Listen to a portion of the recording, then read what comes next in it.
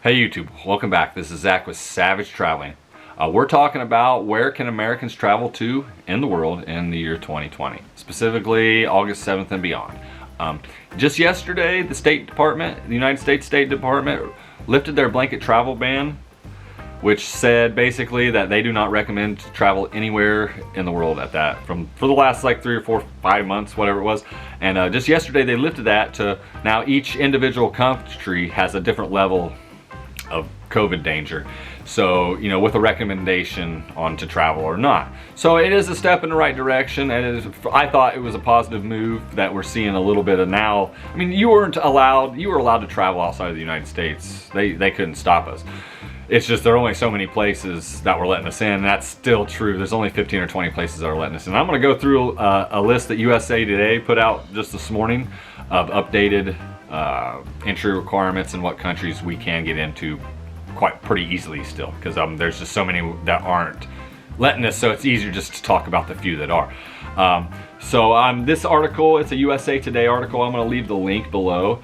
And why we talk about that, I'm going to play some travel footage from my travels, just so you're not staring at me and the little dog over here so much. And I'm just going to put us down in the corner. And I'm just going to go through this article little by little and just talk about a little bit about where we can travel right now. So let's just hop right in. So Mexico, our closest neighbor, well, other than Canada, but Canada you can't fly in or you can't cross the border. And Mexico you can't cross the land border, but you can fly into Mexico City. You can fly into Cancun. You can fly into Cozumel, Cabo San Lucas, Puerto Vallarta, Riviera Maya, includes Playa del Carmen and Tulum, Riviera Nayarit. I messed that up. Includes Punta Mita and Nueva Vallarta. In all of Mexico, masks are required at the airport, and travelers must fill out a traveler risk factor questionnaire upon arrival and departure. Other than that, as long as you're not physically sick or visibly sick, you're free to fly into Mexico and stay for however, I don't know what the visa is, maybe it could be 90 days. And you're good to go. So that's pretty awesome if you're into Mexico or you've never went before. Probably now is probably the perfect time, because the resorts are going to be empty. The resorts that are open and are doing business are probably going to be, not full. But the article also mentioned that, where was it? But all like Mexico, Puerto Rico, and the Caribbeans, all the ones that are open right now are doing really good. So scratch whatever. It may not be like the best time to go, because there just might be every American that was ready to get out down there, but they're open, so that's awesome. Have at it. Moving on from there is we're allowed in Aruba, but there's some stipulations. You have to have a test depending on what a PCR test depending on what state you're from, and then there's a $75 fee if you want airport testing. So you need to get testing here, or you're going to get testing at the airport in Aruba. So one way or the other, you're paying for a test. Barbados is about the same thing. You need a test either before, or looks like they'll test you at the airport for free. It must remain at the airport or government approved facility until the results are available.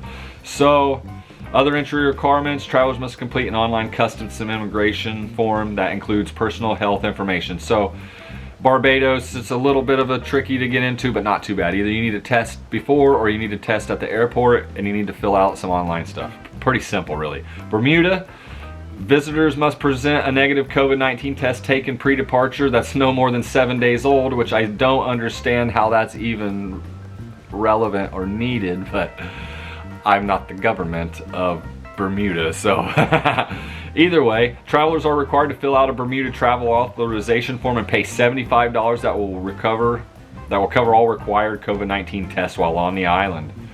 Visitors are required to be tested 4, 8, and 14 days, and appointments will be scheduled automatically. Face masks are required in public. So sounds like Bermuda would be one of those places you're only going to go if you have family, or like you're not going to go on a vacation to be put through 4, 8, and 14 days, 3 different tests in a matter of a 14-day period. Come on. Dominican Republic. The travelers ages 5 and older must show proof of a negative PCR test taken no more than 5 days before arrival, because that's gonna They didn't get it on the way down there, right? Those who don't provide proof will undergo rapid diagnostic diagnostic tests at the airport for free. Travelers who test positive or show symptoms will be isolated at authorized locations. So if you're into the Dominican Republic, I'd say hit it, because it says if you don't bring a test, they'll just test you at the airport for free. You better hope you don't have it though. Other entry health evaluations conducted upon arrival. So yeah, the DR sounds like a go. Visit the Dominican Republic. They probably need your money. Jamaica. Residents from designated high-risk states must upload a negative PCR test from a College of American Pathologists accredited lab. The test required for travelers ages 12 and older must be taken within 10 days of arrival. Okay, so you got to get it on the island. Visitors must fill out a travel authorization in advance, so that's just a form. So Jamaica, it may not be as bad as it sounds. You know, I think you just need a test. Just bring a test, get a test. Now I don't know where I'd even get a PCR test where I'm at, but I haven't looked into that yet. Puerto Rico.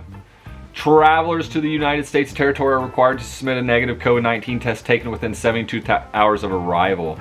Those who have taken a test within 72 hours but are still waiting on results will be forced to quarantine for 14 days or until they are able to present negative results to the Puerto Rico Health Department.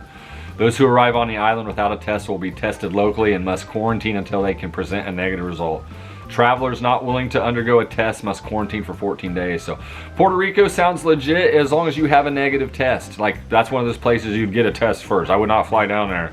It doesn't sound like I'd fly down there without getting a negative test first. So yeah, all these ones too, it's like you got to fill out some kind of online form either before or at the airport. So I mean, if I don't say it, just assume that you need some kind of online form, because they all want to know. St. Lucia. Visitors must receive a negative test no more than 7 days before arrival. So get one 7 days before arrival, then go out and party for a week at the bars, and then fly down to St. Lucia. I guess it's all good. You must fill out a pre-arrival registration, and that tells you where you're staying. So I mean, I've never been to St. Lucia. It's now St. Martin. Travelers are required to submit negative results from a PCR test taken within 72 hours prior to departure.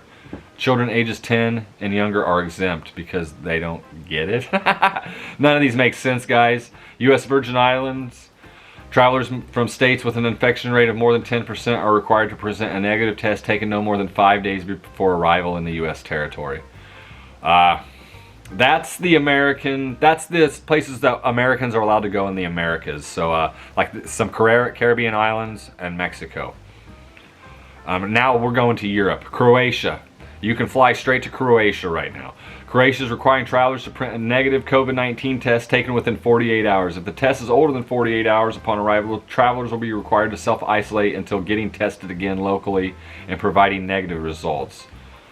So bring a negative test, you're all good in Croatia. Turkey, COVID-19 test, no.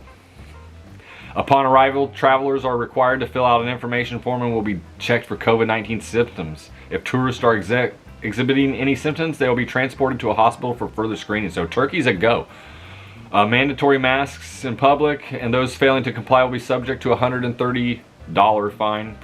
They probably do that in whatever the local currency is. But Turkey sounds like a go. Like, okay, fly to Turkey maybe. Dubai. COVID-19 test. All travelers must present a negative COVID-19 test no more than 96 hours old upon arrival. So don't get COVID on the jet, or I don't understand these. I don't understand these requirements. Like, some of these don't sound like they're doing anything, but it's whatever. You know what I mean? Abu Dhabi. Visitors must present a negative COVID-19 test taken within 48 hours and show proof of an appointment for a laser blood test, which can rapidly detect a rising COVID-19 infection. This is like the most serious one that actually sounds like it's doing something. So I give props to Abu Dhabi, I guess, if they really want to keep the virus out. Which at this point I don't think it matters, because I think it's everywhere. Even the countries that are saying it's like Thailand and Vietnam, they're like, Vietnam's now saying it's like they're actually having community transmission and people are dying now, which it wasn't until just a few days ago, literally. And no, but I know I wasn't believing it, and I don't think most people were. And like, because it's got to be just about everywhere now. I mean, look how bad it is here. Like Europe, India. Like, you're not going to tell me Vietnam and Thailand have just avoided it. Like, good on them if they have. Like, don't, you know, harass me in the comments all you want about it, but I've been around once or twice, and it all sounded like a little BS to me. Anyways, Abu Dhabi sounds like they got it going. Visitors must present a negative COVID-19 test taken within the last 48 hours or show proof of an appointment for a laser blood. Oh, so it's not both, it's one or the other.